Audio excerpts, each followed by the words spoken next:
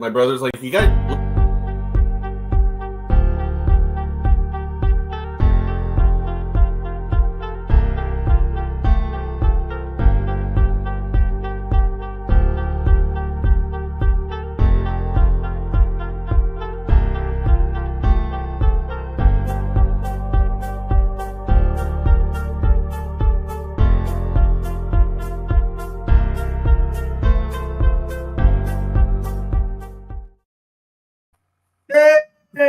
Hey, what's going on, guys? And welcome. It's 2020, goddamn 25.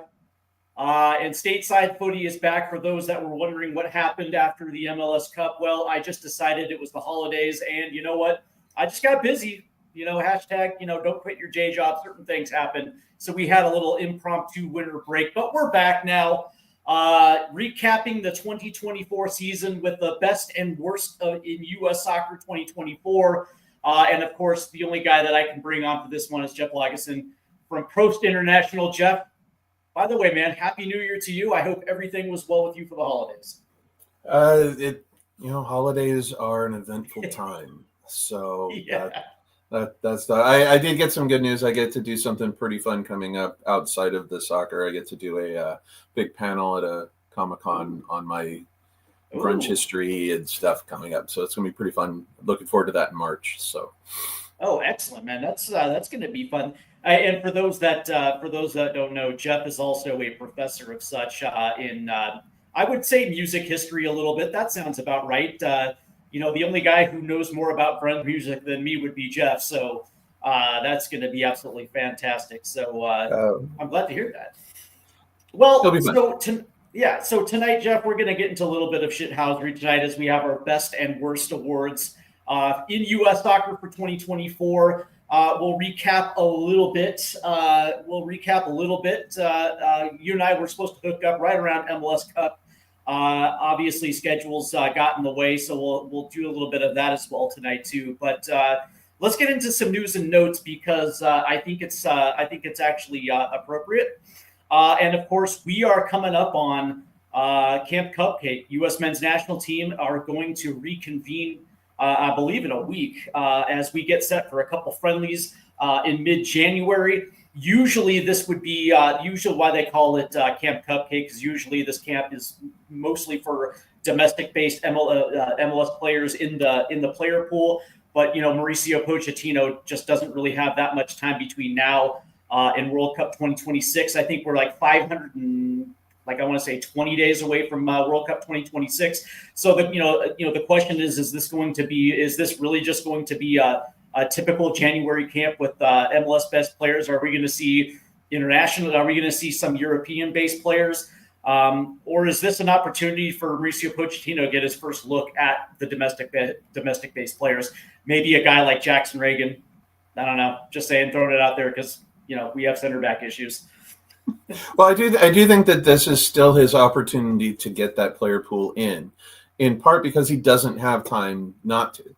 So this is a chance for him to bring those domestic players in. You're not putting an additional burden of travel in a year that's already difficult on players playing on big clubs, and get a chance to do that. And he gets a chance just to throw them out there and check, and then go. Yeah, he's proven to be pretty decisive in his choices throughout his career. So I think that you're going to see some guys. He might give a Reagan or somebody like that a look. We'll find out in a week, but it'll be interesting to see. But I do think that he's going to take his opportunities where he can to get players on a field in front of him to do the eyeball test as opposed to just video.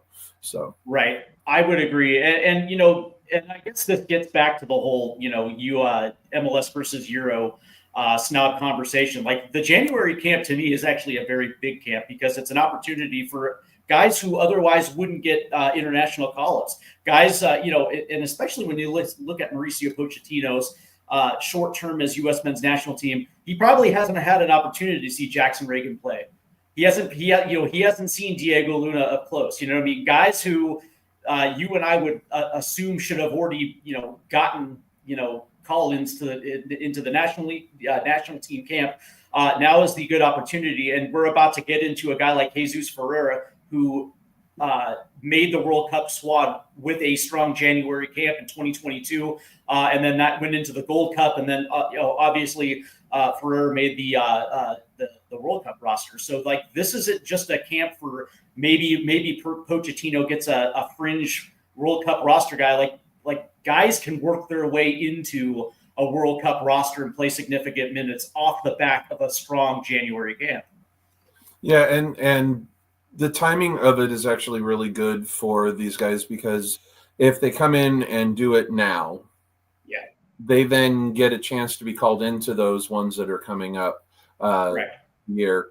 If they don't, he doesn't have time. It will be next man up, and I think that he'll have less next man up as much as what he's already knows he has. This will be an era where a little less than Berhalter, where Berhalter, you never really knew who the 11 or 18 were going to be. It felt like there was a constant swirl. Previous coaches have very often had a preferred core. I think Pochettino, by this spring, we're going to know who his preferred core for 2026 is. And we're going to have a little bit more of a narrowed focus in camps for team building quickly, as opposed to him. If he's still trying to figure out who his roster is this time next year, all hope is gone in 2026. He's going to know who his team is so they can get some matches. I'd like to think that he already knows who his core is going to be already.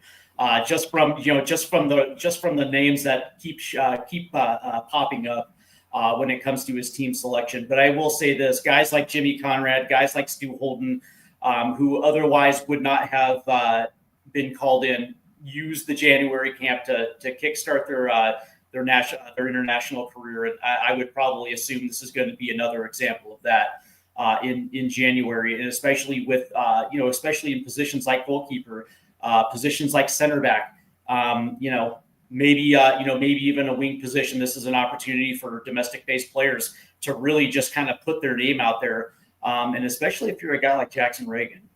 And I keep going back to that because he got called in last January, and I think he got an injury, a little bit of a knock that took him out of the camp. But that being said, it's like just because you play in Major League Soccer does not mean you're not capable of being an impact player on the national team. I don't know that outside of media and fans, when you go into coaching circles, that it matters which league you're playing in as much as that you're playing. A lot of times people don't like hearing that, but the reality is if you're getting regular minutes and you're competitively fit and you're doing the things and you're still playing in a solid league, that is more important than having the resume of being a backup in a good league. You got to be playing. And this has always been a thing. Pochettino said that he doesn't care where they're playing as long as they're playing. We're going to find out if that's true. We definitely have seen the ability to not let players fall through the cracks by having this camp in the past. You don't lose the player that maybe would have gotten a shot, and then you're like, why didn't that guy ever get a shot? Well, this gives them that shot. And it creates a buffer zone around the player pool, but it also bounces them off. You don't have time to get up to speed. You have to go in there and show you belong, or you don't get called in again. Correct. And of course, I get accused of being an MLS shill, but number one, I don't shill for anyone. Two, I don't really know what that means, and number three, we have a long history of World Cup rosters that were filled with MLS guys that went on to be absolutely productive for the national team. And it doesn't matter where you play as long as number one you're starting and number two you're in form. So there's that. The big clubs wouldn't want players from MLS if they weren't doing something in MLS. That's right. It doesn't follow. It doesn't track. The next piece of news is our Seattle Sounders have hit. And it was, at least I think this is a big one. It's U.S. men's national team pool player striker Jesus Ferreira is now a member of our Seattle Sounders FC. And I got to be honest with you, I love this deal because it not only two reasons why I love this deal. Number one, we're getting a 24-year-old striker who obviously we just mentioned was on the 2022 World Cup roster. But the other thing is if he's able to stay healthy, and this year I believe it was a hip injury that kind of sunk his season a little bit. Didn't look like he was playing in form for most of the season. At least his numbers kind of reflected that. But that being said, he goes into a stable situation in Seattle with Brian Schmetzer. It also allows Seattle to move Jordan Morris out onto the wing, which I would think you and I would agree that's probably the preferred spot for Jordan. And it gives Seattle something that they've been desperately needing, which is a legit number 9. Not only can he handle the rigors of the travels in Major League Soccer, but he's done it before on a very high level. I think it was 18 goals in 2022. So, Jesus Ferreira knows exactly how to put the ball in the back of the net. And I think it cost Seattle $2 million in GAM, general allocation money, an international roster spot in Leo Chu. On the surface, it looks like Seattle potentially overpaid a little bit. But that being said, if he stays healthy and he gives this team 12 to 15 goals, who really gives a damn how much they pay? It's expensive, but you get what you pay for. And so you have a situation where they haven't gotten value out of a couple of DP slots the last couple of years because of Raul's thing tracking down De La Vega's struggles in his first year. Here's a proven commodity that's going to come in to the service that a guy like Rusnak and these sorts of guys provide. It pushes Morris back out wide, as you said. It also buys those guys space. He gets a couple of good early goals in his first appearances. He gets some Champions League matches early. All of a sudden, everybody has to account for him, and then things lift because of his presence, and we're like, wow, what a great deal. But again, he just turned 24 like a week ago. So we're talking about a player entering the prime of their career who's been productive. I've found over time that whether Weibel was elsewhere or here and Hanover, they do their due diligence pretty well. Guys come in and are ready to go and fit into what they want to do. Ferreira moves into a slot very similar to the kind of quick attacking strikers that they've had success with in the past, like Martins and Rui Diaz and a couple other, Montero in his prime. And so you could really get a 15-goal season across competitions for Ferreira, and they have probably achieved more than they did this year on a year where they managed to get pretty far in a lot of competitions without that productivity. Yeah. And I think a couple days ago, I think word leaked that Albert Rusnak, his new deal is over the line. I think the Sounders are waiting to announce it, which means that at least the Sounders are going to get a competent 10, their competent 10 back. So with the addition of Jesus Ferrer in the fold, one of the things that I think you and I were both talking about in 2024 was the fact that the Sounders were inconsistent in their attack. And we saw that towards the end of the season, especially in the playoffs when they were looking for some sort of firepower, and they weren't able to get anything over the line, settling for shootout wins. It looks like with just the addition of Jesus Ferreira, that drastically changes this team's attack. So so I guess the question I'm going to pose to you: what does this mean for 2025, and what else do you think the Sounders need to add to this attack to at least keep pace in the Western Conference? Well, one, they have to maintain the consistent level of defense that they had last year that allowed them to survive without the offense. Fry is another year older. Yep. Still good. I mean, you watch the playoffs. Good Lord. Yeah. He was classic Stephen Fry. But we've also got a defensive core with Reagan, that is, if they are who we think they are and maintain that level of play, you add a few goals here and there, and suddenly you don't drop those matches late in the season to San Jose. They drop points late in the season because you're not just holding on to one goal wins. Maybe you get that second, third goal. You stretch a team because you have a more dangerous player. I actually think at this point it's reinforcing who they have and seeing if some of I'm really curious to keep seeing these younger players that they're developing through their camp coming up, the players we don't know yet, that aren't even names that they're developing. We keep seeing the players coming out of their system and becoming good. And you don't always have to go out and find it if you've already got it in your system, and we just don't know it yet. Another name is that's being rumored is also U.S. men's national team pool player Paul Arriola. Has been linked with the Sounders. I would like to see that get done. I think that just helps the Sounders in many different ways because if, knock on wood, Jesus Ferreira can't stay healthy, they do have the Jordan Morris option.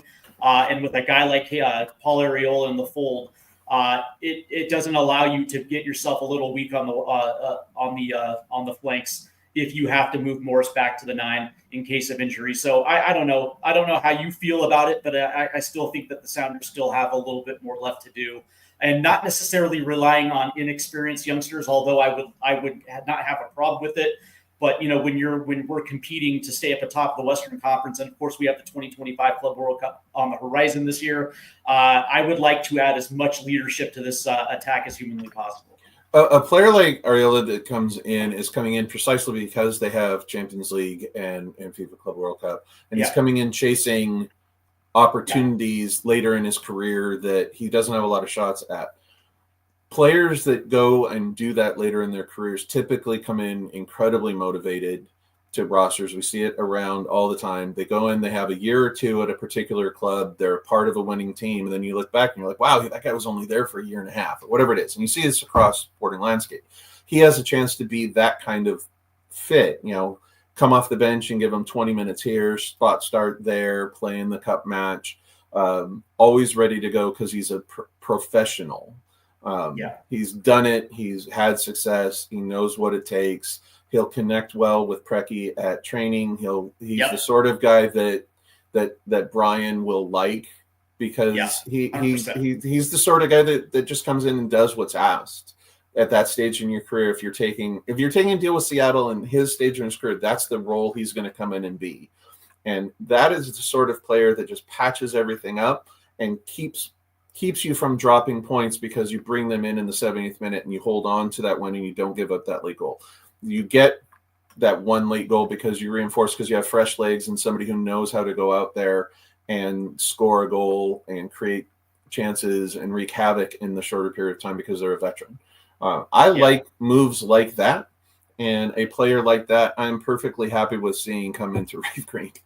I like the idea of Arriola just because of competition, right? Like I don't like complacency on rosters, right? I like having a guy like Arriola that's going to push a De La Vega or push a Jordan Morris on, for starting time on the wing, right? Like I don't like the idea of guys just assuming they're going to be in the starting 11, and you get the peaks and valleys of whatever kind of form that comes about that. I like the idea of as much competition as humanly possible when it comes to rosters. And I think a guy like Arriola, you mentioned he could spot start, but that being said, what happens if De La Vega just does not pan out? You know what I mean?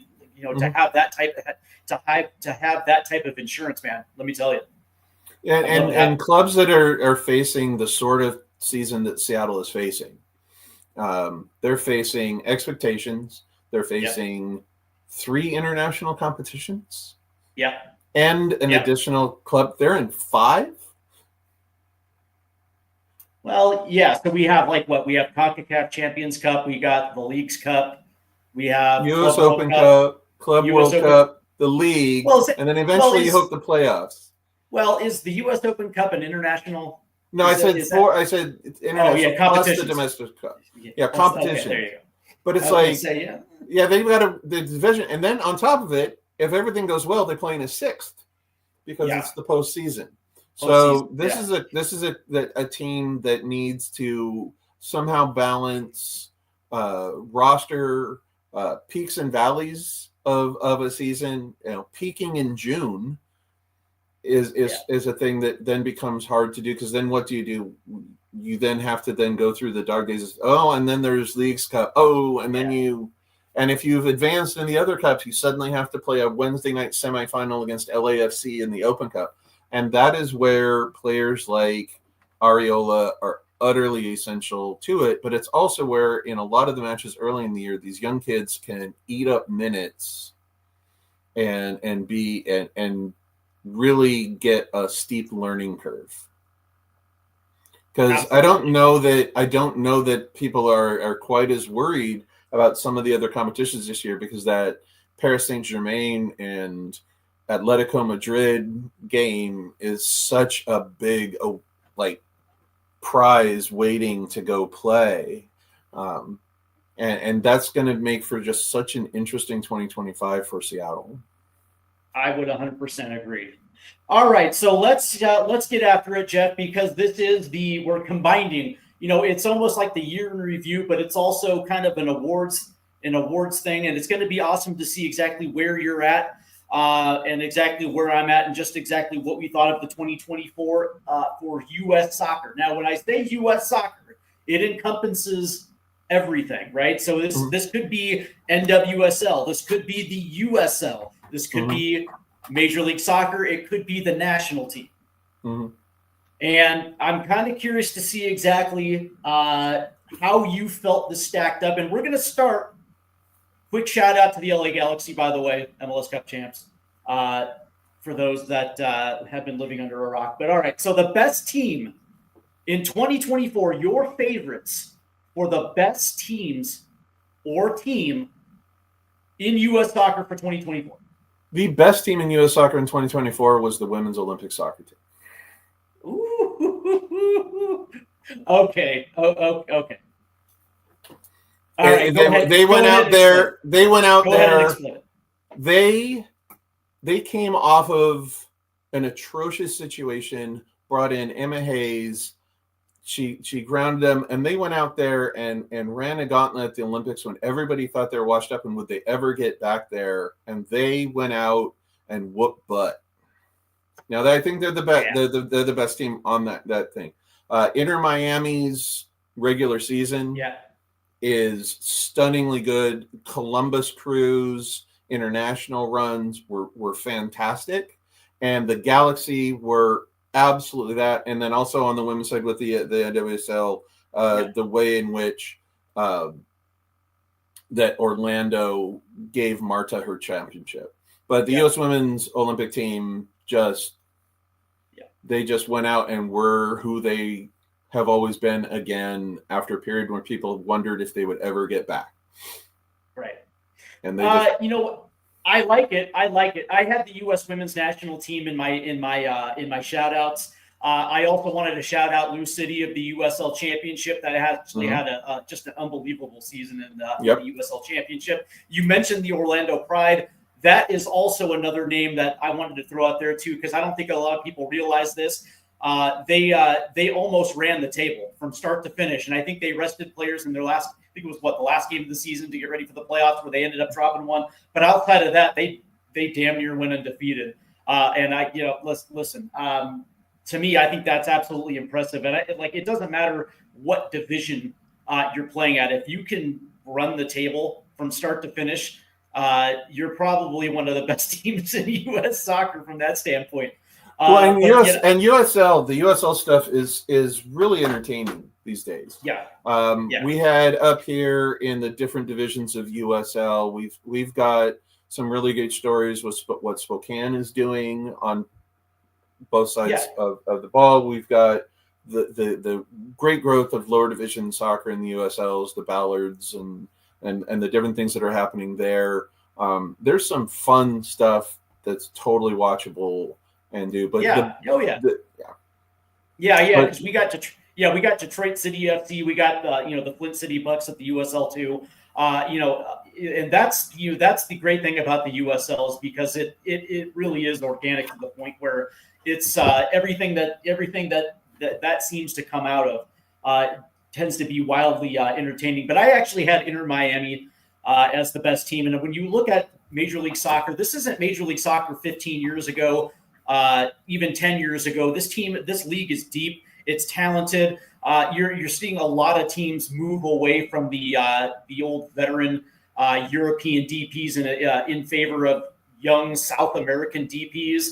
And because of it, the league has gotten faster, the league gotten younger, and it's incredibly hard to do what Miami did, which is, shatter the single season points record. Yes, they have Messi. I understand all that, and it's understandable. And of course, Major League Soccer gives them roster flexibility where otherwise no other team in the league would ever get that. So I understand that, but I still think it's kind of impressive what Yeah, the regular season the fact they crashed out made me list them second.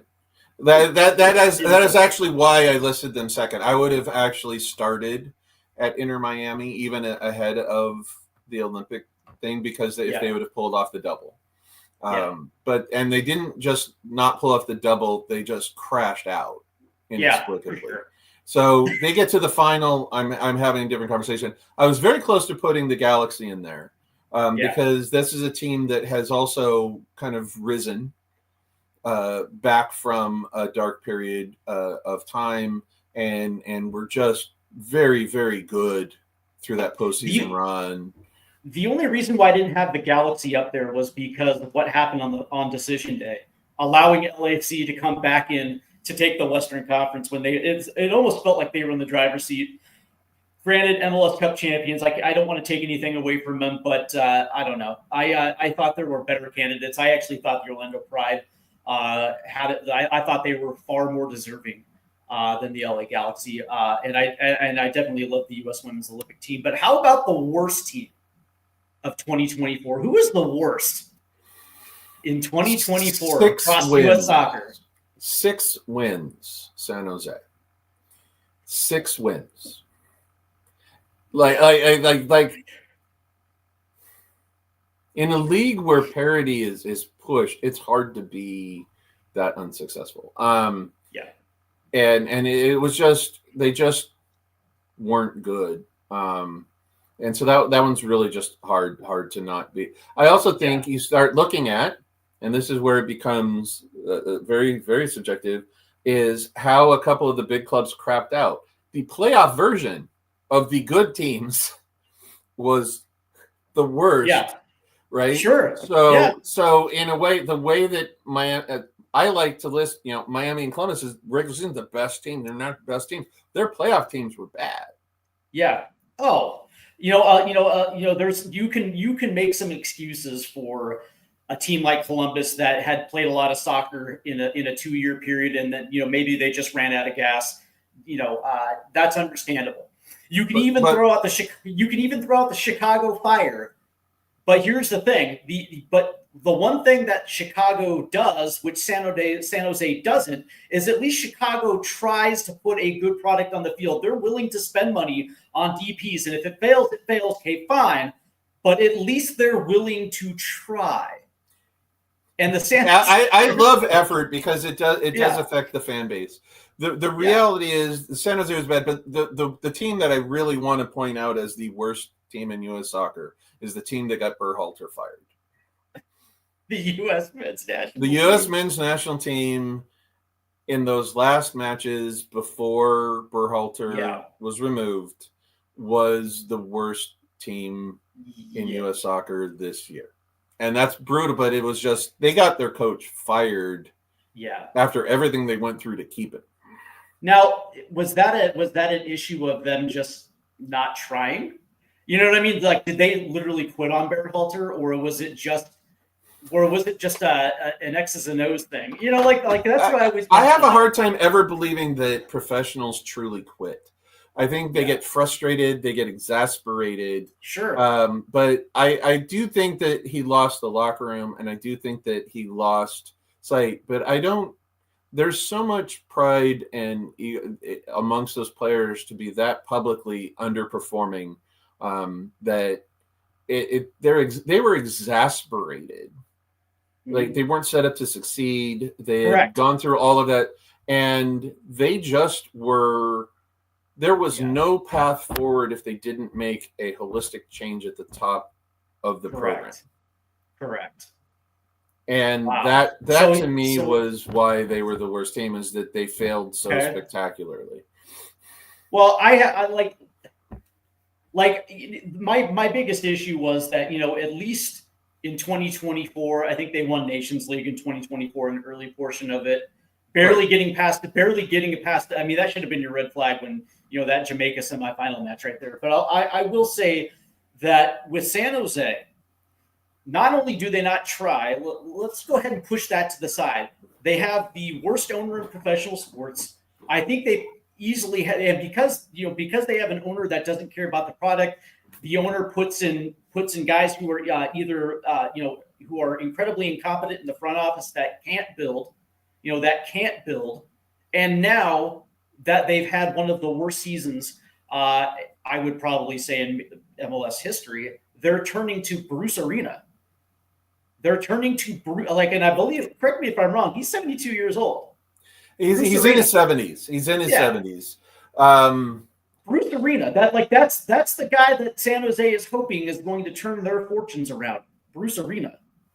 Yeah. Here's a guy who really left the league under a cloud. Sure. His successful periods are in different eras of the league. Yeah.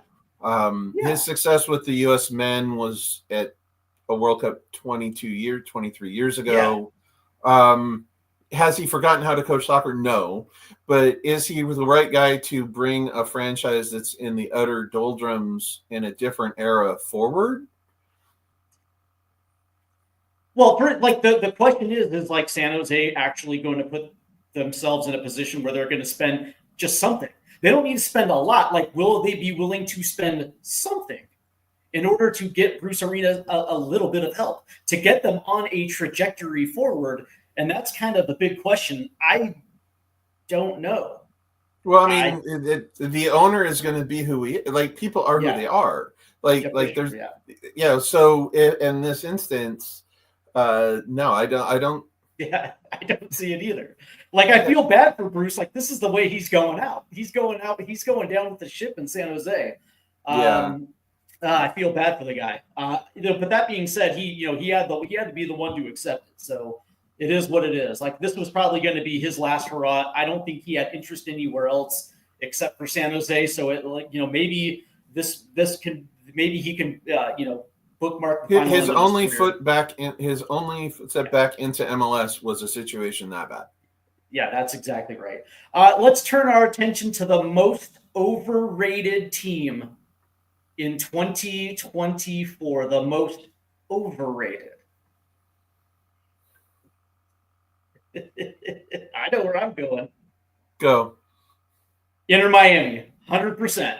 The Inter Miami playoff team was the most overrated. They're on my list.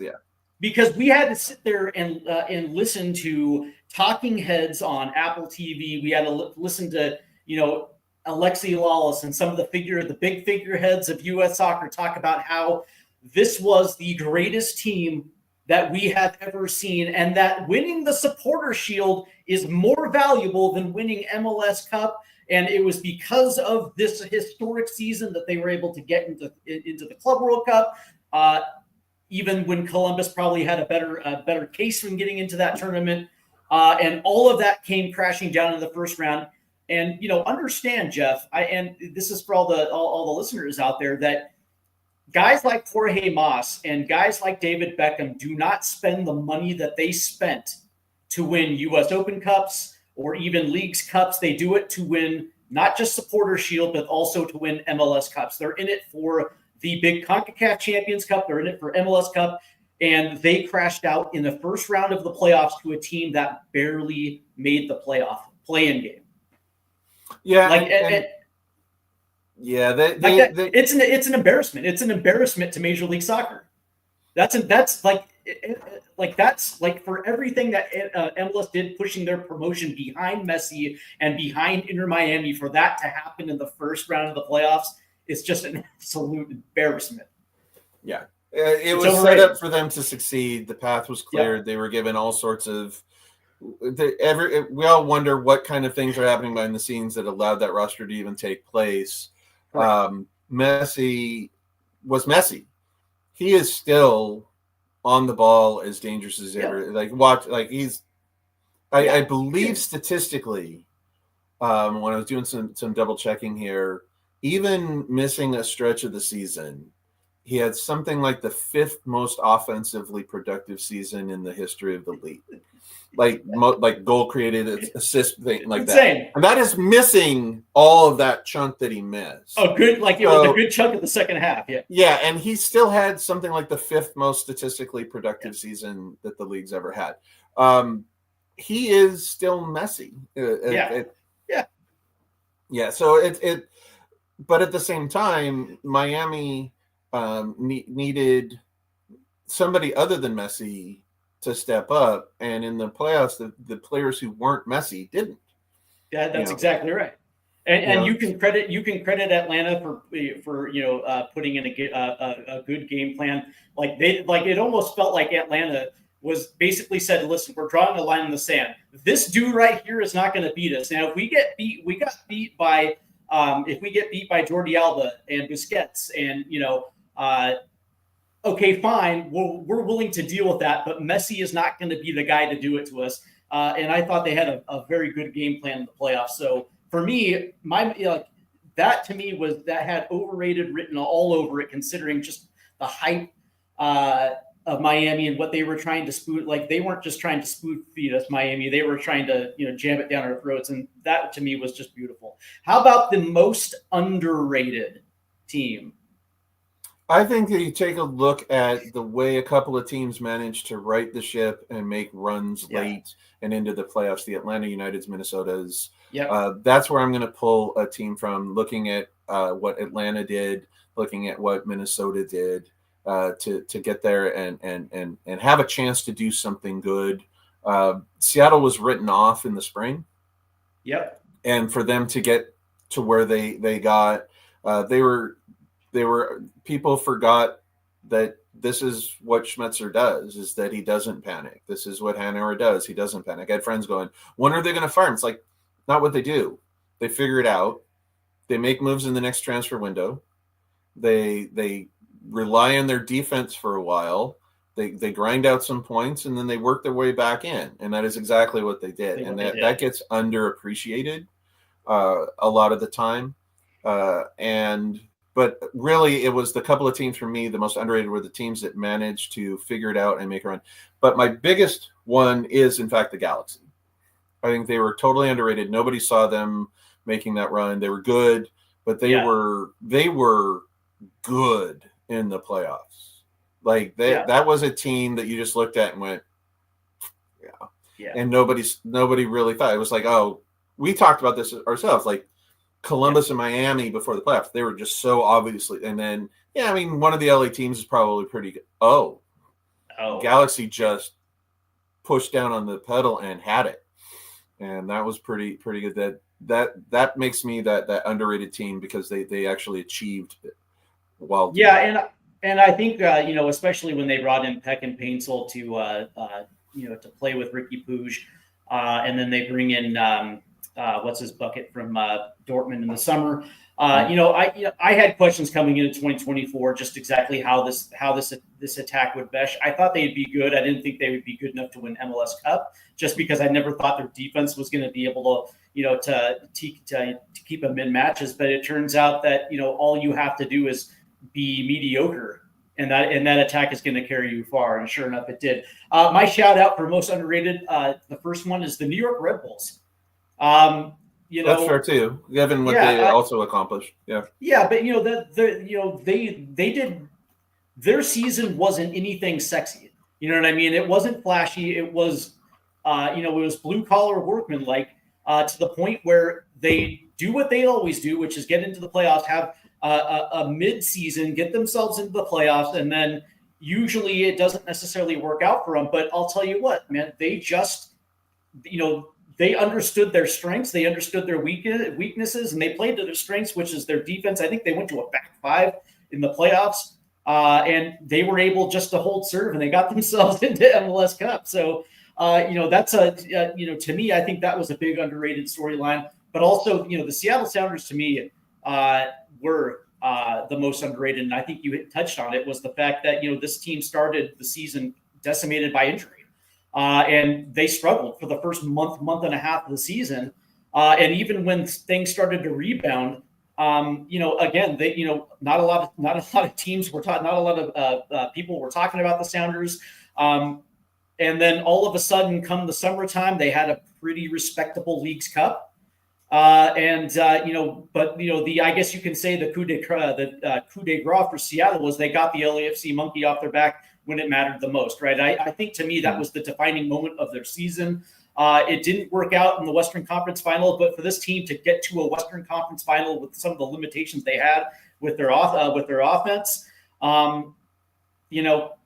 it's like I can't remember a time where I saw an attack that didn't necessarily have competent, goal contributions from their wing positions and still make a deep run like the way that they made it. So I guess that's a testament to Brian Schmetzer. I think it's a testament to the players themselves. I think Seattle has the best center back pairing in the league with Yaimar and Jackson Reagan. And I don't think that is so good, and they need to just sign extensions like the Reagan extension that came along with that. Who, by the way, who was Chad? Remember Chad Marshall? Who was his center back? I forget right now. His center back pairing in 2016 when they won it. Was that with Torres? Yeah, Ramon Torres. Yeah, Seattle has two enforcers. Seattle has a history of having good center back pairings, and they got one right now.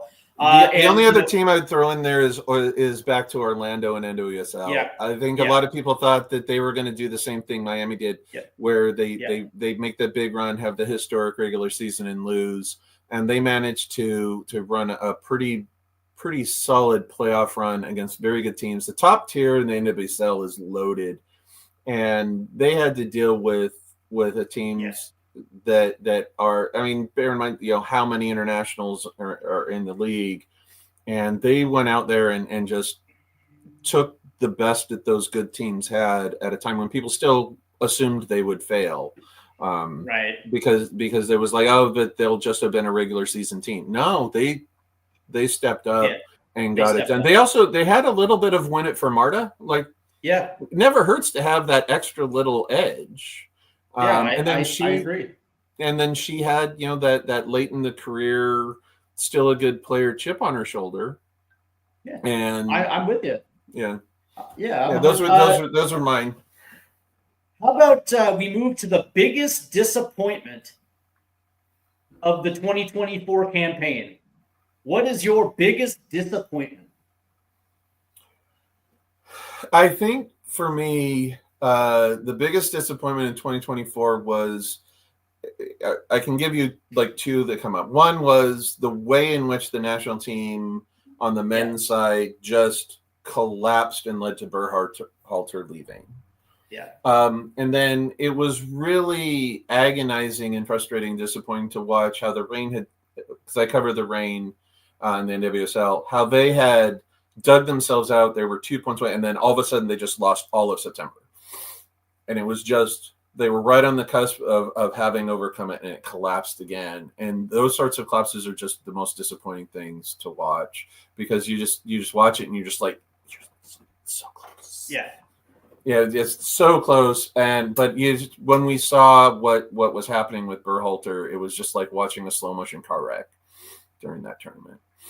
Yeah, you know what? On the women's side, the New York Gotham, just for the way that team has been built, and for the star power that the New York Gotham have, for them to finish where they did in the table, and for their season to end up the way that it did, has to be counted as a disappointment. LAFC, 100%, that's a disappointment.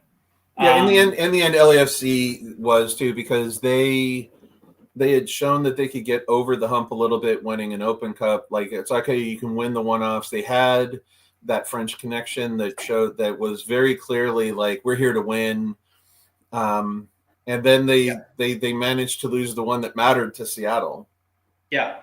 Well, that's the disappointment, right? Because what was the biggest knock on Steve Cherundolo is that, he was being outcoached by Wilfred Nancy, right? He won an MLS Cup, okay, great, but then he had a string of 4 straight finals where he ended up where he lost. I think he lost 3 of them to Wilfred Nancy, And that's cool. So you win a U.S. Open Cup. Okay, cool. You did it against Kansas City. No big deal there. But that being said, yeah, they can win the one-off. But that being said, what was the big monkey on the back is, is Trundolo a big-time coach? And sure enough, that was the disappointment, was the fact that he gets in with an opportunity to get to the LA Galaxy in the Western Conference Finals. You have to get past the team that you had beaten 4 straight times already in the 2024 season, and you've done it. They did it. LAFC beat Seattle very convincingly in all 4 matchups, and then when it mattered the most, nope. Yeah, I would also say collectively the Eastern Conference home field advantage first round teams. Yeah, like that collective. Yeah, Miami, Columbus, Yeah, like that was. It was like there was no way Seattle should have had a shot at a home field MLS Correct. Cup if they win. Correct. Right? Like Seattle, it goes back to like 20 years ago when Seattle was in the USL and 6 teams made the playoffs. And Seattle was 5th and hosted because they had somehow only the 5th and 6th place team had made the final. And Right. it was like this whole deja vu thing was if they had somehow beaten LA, they would have hosted the final from that spot, given how many teams in the East should have never made that a factor. Like it should have, the MLS Cup final should have never been on the West Coast. Right. Well, and when you consider that the Eastern Conference Final was Orlando versus the New York Red Bull, right? When it was supposed to be Columbus, Miami, Cincinnati. Mm-hmm. From that standpoint, 100% for Major League Soccer, that 100% was a disappointment. But I got to go back to the U.S. men's national team as my biggest disappointment in 2024, because just the embarrassment of having Copa America on your home soil and getting bounced out in the group stages, crashing out in the group stages, and almost in an embarrassing fashion. But I go a little bit before that too, and we saw the warning signs. We were talking a little earlier about that Nations League semifinal against Jamaica. How they barely squeaked by Jamaica, and then that loss against Colombia pre-Copa America, where it almost felt like the writing was on the wall as far as the Copa America. Yeah, that game was atrocious. That game was atrocious. Oh, geez. They were out utterly. I don't always put a lot of weight in friendlies, but when you're using it as a play-in and you're starting your lineup to go in, they need to show up, and they didn't. That was atrocious.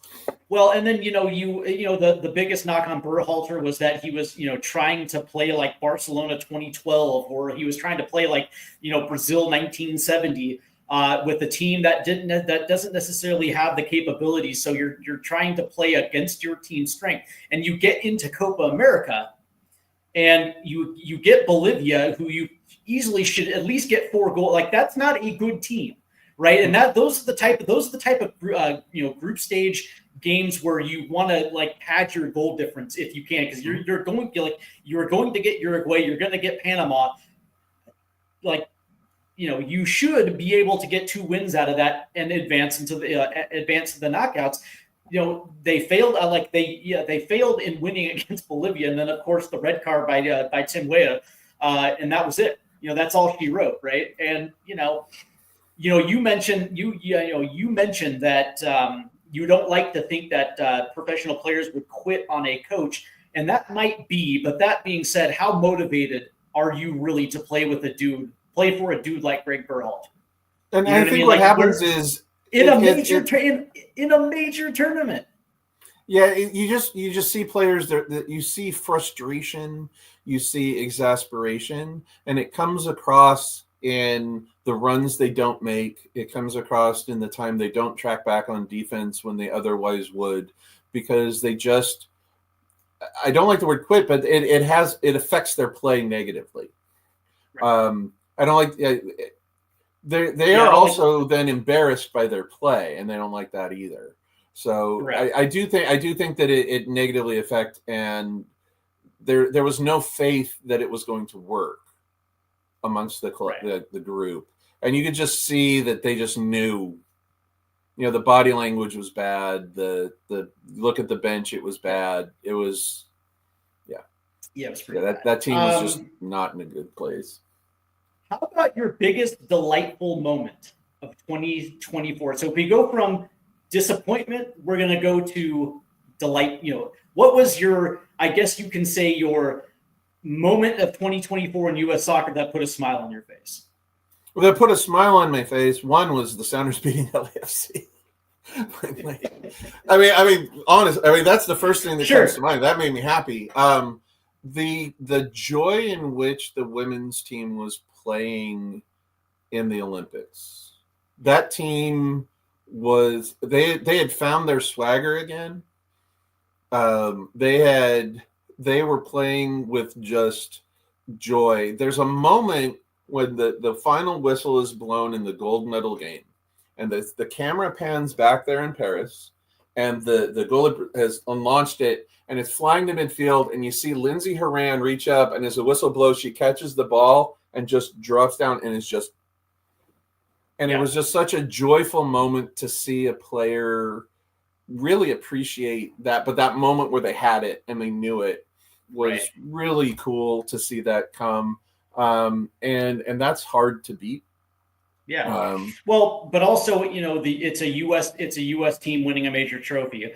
But that being said, also that Olympic tournament, man, they faced adversity. And one of the things that I really appreciated was the fact that that team under Emma Hayes, thank you very much, is this team doesn't quit. They don't quit on each other. They don't quit on each other. And I think it was in that semifinal match before they got to the gold medal game where it took extra time for them to advance, and where in a lot of situations where some adversity has the tendency to break teams, unfortunately.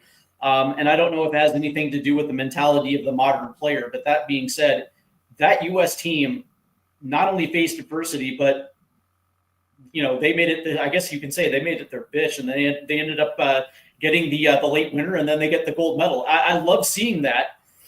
I love seeing it. Like you don't know what type of team you have until you face adversity, and for the fact that Emma Hayes, this was her first tournament in such a very short time, she's still getting to know her player pool. But she just said, "Okay, here's my team. Go play."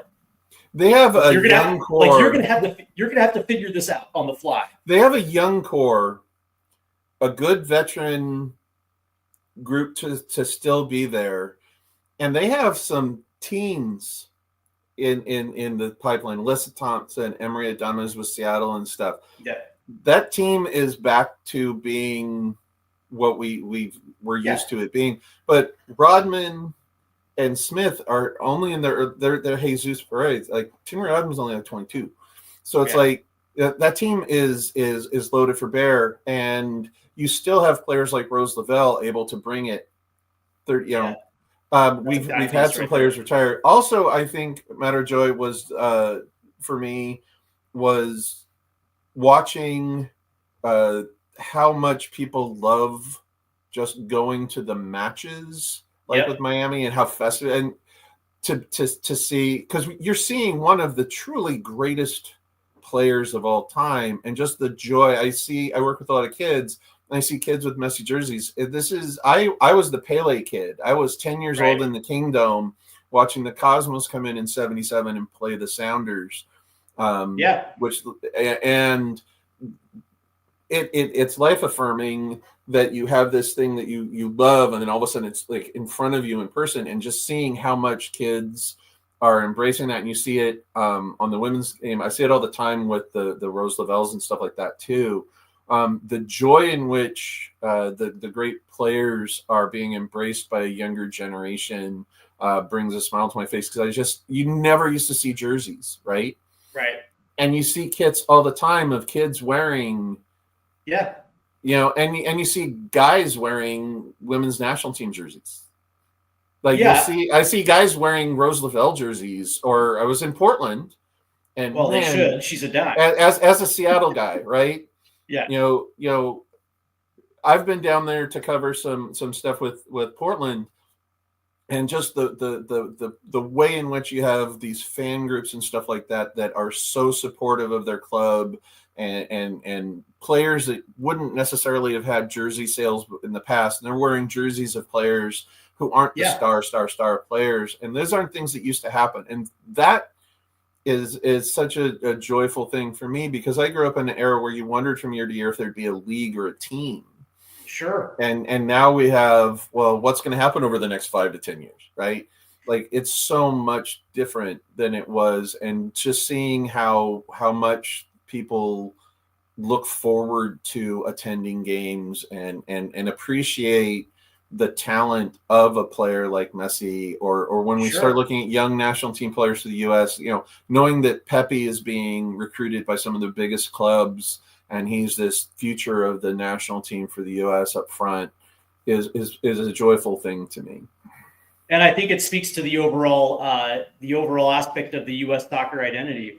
One of the big knocks is the fact that some pundits will say that the U.S. doesn't have a soccer identity, and I go the other way and say no, we most certainly do have a soccer identity, because you see it with supporters groups. If you go to NYCFC versus Miami, you see all these creative tifo. And you see it in different supporters groups across this country. Like, we've pulled, I guess you could say, the best aspects from England, from Spain, from Germany, from Brazil, and because we also have the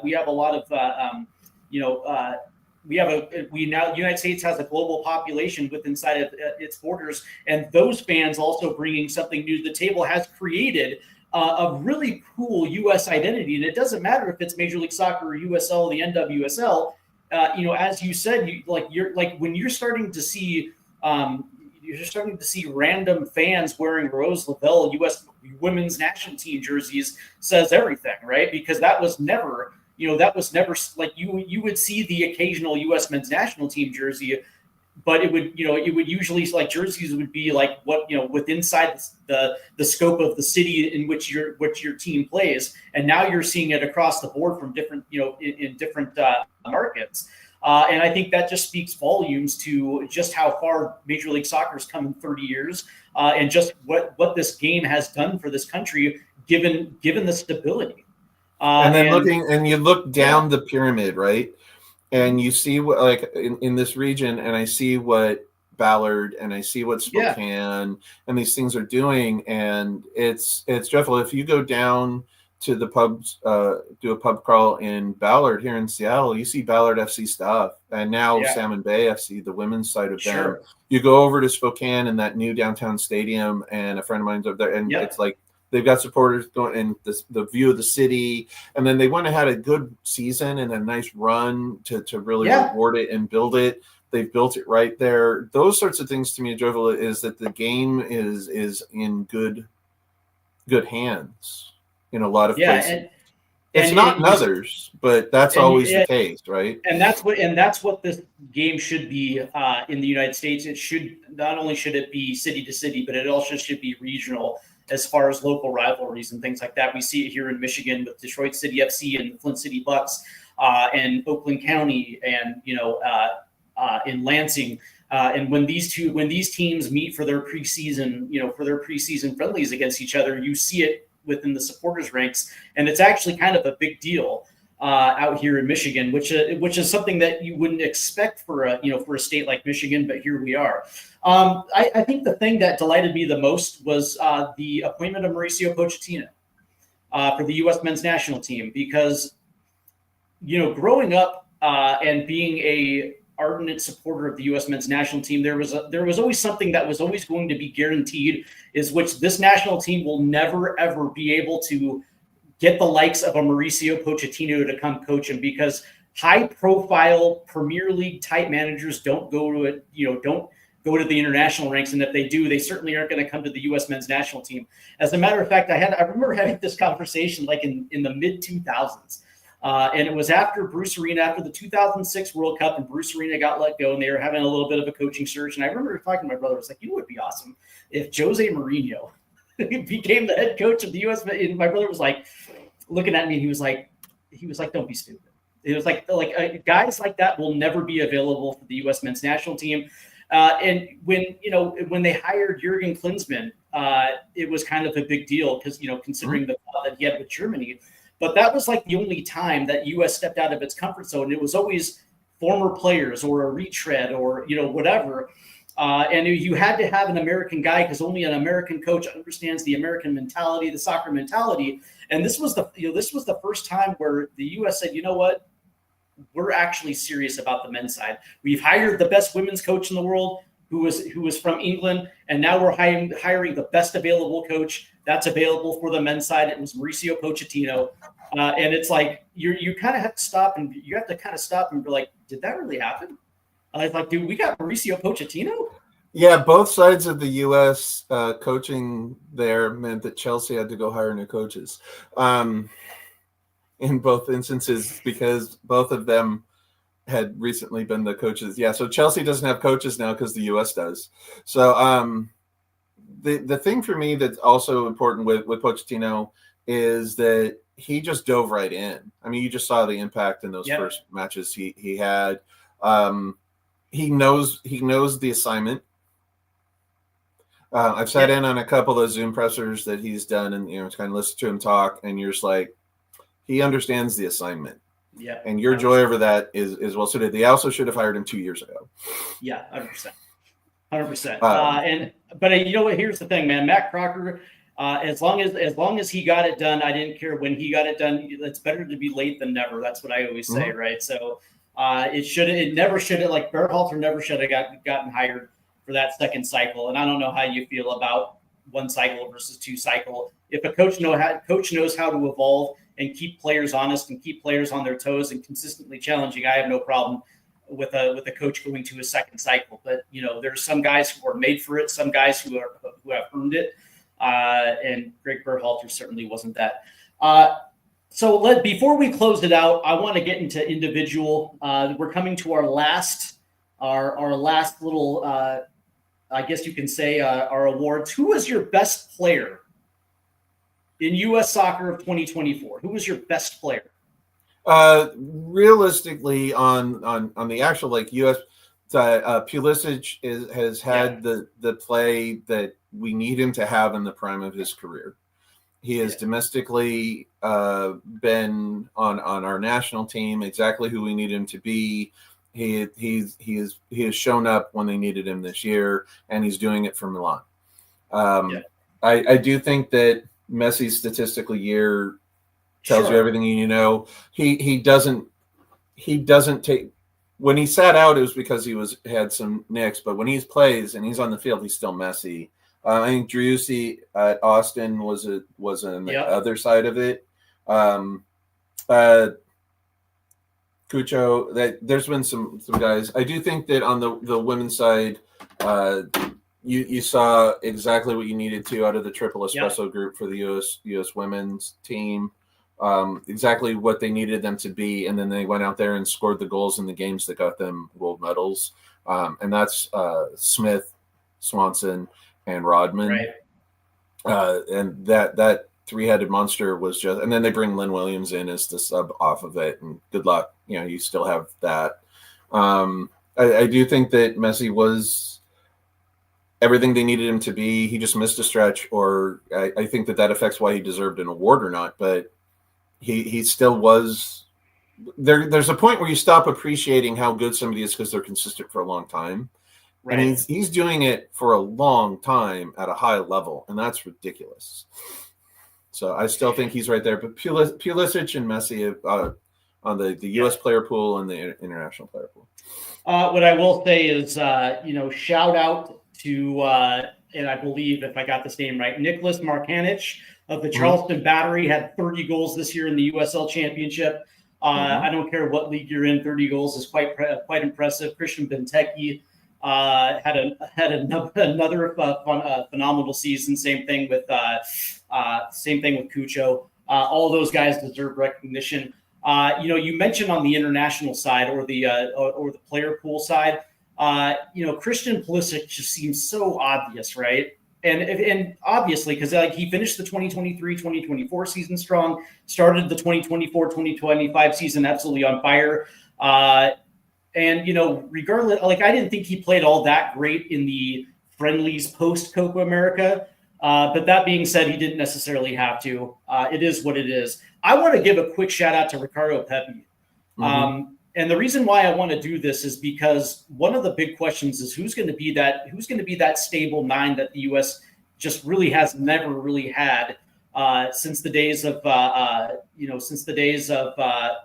Winalda, Brian McBride, Clint Dempsey, Josie Altidore when he was healthy. It really seems like we like a lot of attention goes to the center backs and the goalkeepers, and rightfully so, because obviously those are important. But who's going to be that dude up top who is going to give you goals? Who's going to be able to give you goals? And it seemed like as the end of 2024 was approaching, the guy who was consistently doing it wasn't the guy that I wanted to. I wanted it to be Josh Sargent, but that dude just continuously gets hurt, and he's out for 8 weeks. And Ricardo Pepi stepped in.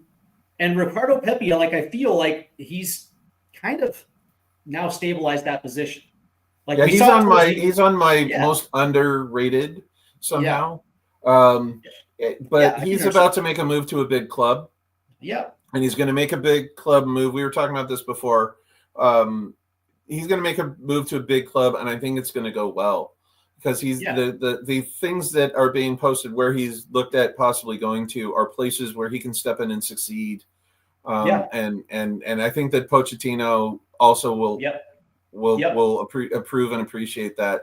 That national team in a year and a half at the World Cup could have in form, in prime Pulisic, Pepi, and a couple of guys, and actually be with a decent team. Yeah, I didn't think that 6 months ago. And we, getting back to the Copa America, a lot of people just thought this was going to be a position that was going to be held down by Flo Balogun. But Balogun's had a bad year and a half, dealing with injuries, and also he was out of form for the longest time when he first made the move to Monaco. And Ricardo Pepi quietly has all of a sudden come rounded into form to the point where I think you and I can both agree that, I know that at PSV they like Luke de Jong, but Ricardo Pepi's the better player right now.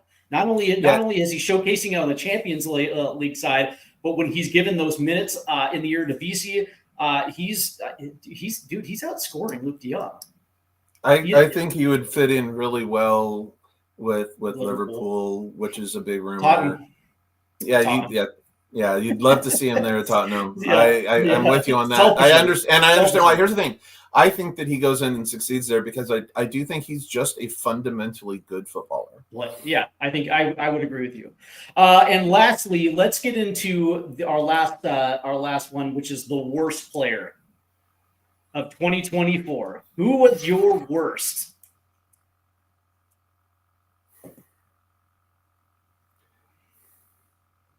The Sounders earlier in the year had a defensive problem, and they kept getting red cards and things, and they sent him to New England. Oh, you're talking about Xavier? Xavier. He was atrocious in Seattle. He may have righted the ship in New England, and good for him, but it coincided with Seattle's defense improving when they removed him. And that was a team that managed to need to make that change and did. That's where I'm going to go with that one. That's the Homer angry fan in me. All right. So my first shout out is going to be to Josh Sargent. I don't like to call him the worst because club form is something completely different. But he started the season absolutely on fire with Norwich City. But when it came to the national team, I think his drought with the national team is dating back now to 2022. He hasn't. It's a weird stat. It's a weird. Yeah, stat. Like he hasn't netted one for the U.S. men's national team since I think it was like October 2022. And so his international form continues to dip, but also he continues to get injured. Last year, he missed a good chunk of the championship season, still came back to score 15 goals for Norwich. He started this season on fire, and now he had the groin surgery. He's going to be out, and it puts his status with the U.S. men's national team in jeopardy. That's the shout out. But for me, the worst player was Jeremy Ibobisi with the San Jose Earthquake. Okay. I know it's easy. I know this was easy, but he was supposed to be when like I remember 2 years ago, that dude had a lot of hype around this league, and he actually he actually had some nice goals in the early portion. This was supposed to be the focal point. It was supposed to be the tip of the spear for the San Jose Earthquake, and I think he finished with I think he had 1,900 minutes this year, and I think he finished with less than 6 goals in the season. You know what I mean? I think it got to the point where he got dropped because of his lack of form. Yeah, man. I don't want to kick it. I don't want to kick a dead horse, but for a guy that has the talent like he has, and he's a very talented football player. Now, regardless, I don't know what I know he's with LAFC now, and I think that's going to be good for him. But that being said, though, for a dude that has that type of talent and that had that hype surrounding him just a couple years ago, for his 2024 season to go down the way it did, that was pretty bad. Yeah, I would. Yeah, that's a good grab. Yeah.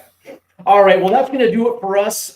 Jeff, I want to thank you for coming out to get the 2025 season for Stateside Footy kicked off on the right foot.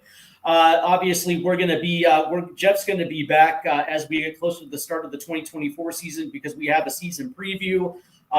We have the championship, the CONCACAF Champions League. We also have the Club World Cup coming up in 2025.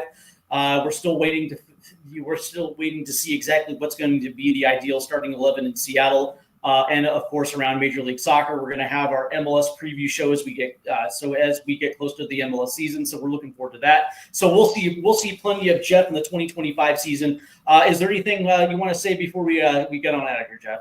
I do think that building on that, technically end of next month we have Champions League here in Seattle. So because it's January already, so it's going to be interesting to see how it plays up. I do think the excitement of the signing, the re-signings, the fact that they did make a decent run late to go there, build up. I think Seattle has such a big year ahead of it. Let's see what they can win and what they can do in all of these competitions. I think it's just going to be an exciting year because I don't know that they'll ever have a potentially bigger year than what they have in front of them. So my question to you is, this is the last question. I swear to God, what competitions do they prioritize? Is this a season where they're going to prioritize CONCACAF Champions Cup and the FIFA Club World Cup? Or is it, you get what I'm asking, right? Are they going to go all up for one specific competition, or is this going to be a situation where, you know what I mean? I think they're going to throw a lot at the CONCACAF early. Given the timing, I think we're going to see mostly the Tacoma Defiance playing in the early Open Cup rounds, just because of when it is. They're going to play the kids, which they've done before. It's not necessarily unusual, but there's no way they're going to burn out their roster right before playing PSG and Atletico Madrid. So I do think that they've had success with some of those things. Doing that, I think they're going to do a lot of squad rotation outside of the league, and I think they're going to be very conscious of trying to peak in June because the showcase of being hosting all of those matches on top of everything else just places such a spotlight on the club and everything that Club World Cup and those matches are absolutely the most important thing that they will play this year, and they will treat it that way. And they should, because it's the biggest thing they're ever going to host in Seattle. I was this close to just please make it be the Manchester City group, right? Just give us pep, right? But it was all, to have Paris Saint-Germain and Atletico Madrid and stuff coming in here, not for friendlies. Yeah. But for a world championship. Is ridiculous given it's just so I'm not a fan of what it's done to the there's all sorts of issues with what it's doing to players, but the notion of going and seeing those matches in Seattle on a sunny June is going to be the coolest thing ever. There's going to be a good chance that I come back to Seattle for the Club World Cup. There's a very good chance that we're going to have to go to the Hooverville down on First Avenue for a pre-match beer before we make our way to the stadium. That's exactly where I'm at. So, all right, we're pushed a little bit, but I lied. Okay, one last question. Number one, how far did the Sounders go in the CONCACAF Champions Cup, and do the Sounders get out of the group stage in the Club World Cup? I think they can make a run to at least a semifinal in the Champions Cup because they're pretty good. I think getting out of the group will be an accomplishment. Atletico is arguably right now the better team in Spain. Right. Like they got two really, really good European sides, and they have to finish above one of them. And it's going to take winning. They're going to have to get a result outside of that, and they're going to have to beat one of those teams to get out of the group. And let's not forget. I would not put money on a yes, but also I'm not going to be shocked if they do, but I also wouldn't bet on it if they do. And also, PSG is backed by the Qatari government, so when you talk about squad depth, the depth's not great. But I'd be interested to see. I'm looking forward to it, but I don't think they can. They will not be favored to get out of the group, and they shouldn't be. But they are perfectly capable of getting a result and grabbing the second place in the group and advancing. Like there's a path, but it's going to require 180 to 270 minutes of the best soccer that club's ever played. Well, but this is going to be their second go around with the FIFA Club World Cup, so they've been in this environment before. That helps. But they're also doing it at home, so that's going to be absolutely huge for the city of Seattle and the Sounder fan base. So, all right, that's going to do it for us. I want to thank you, Jeff, for stopping by. I want to thank everybody for tuning in. Go ahead and hit the like and subscribe buttons, and then also check me out on the social media at Stateside Footy. Is there anything coming down the pipe for you on Prost International, my friend? I'll have my rain set, but I'm going to be doing some stuff regarding the Champions League in February, right before the start of the season. And then if I get a chance to get a word in with Ferreira, I'll let you know. Sounds good. And I will post a link to you at Prost International in the bio of this video as well too. So if people want to check out your writing, they're going to be able to do it. So appreciate you. Yeah, absolutely. So thank you again. Make sure you hit the like and subscribe button. Happy New Year, and I hope that you guys have an absolutely wonderful 2025. And I hope everything that you work for gains fruit for you. I just wish everybody the best in 2025. Have a good night. Take care. Yeah.